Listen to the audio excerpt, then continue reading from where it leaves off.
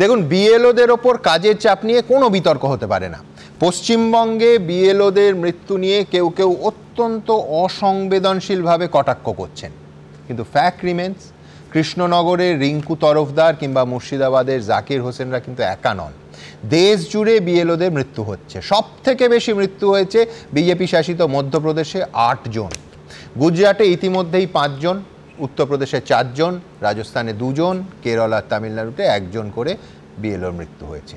আর সেই মৃত্যুগুলো দেখিয়ে আজ তৃণমূল কংগ্রেস, দেখালাম আপনাদের, দিল্লিতে দাবি করছে যে জ্ঞানেশ কুমার আর জাতীয় নির্বাচন কমিশনের হাতে রক্ত লেগে আছে, তাই এসআইআর স্থগিত করা হোক।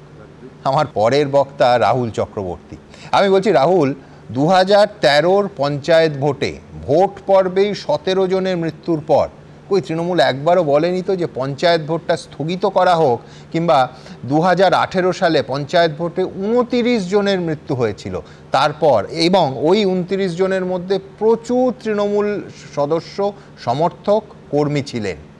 আমি বলছি, তৃণমূল একবারও বলেনি তো যে 2018-র ভোটটা বন্ধ হোক, যতদিন না শান্তি ফেরে। ভোটে মৃত্যুর রক্তটা, রাহুল, তখন কার হাতে লেগেছিল?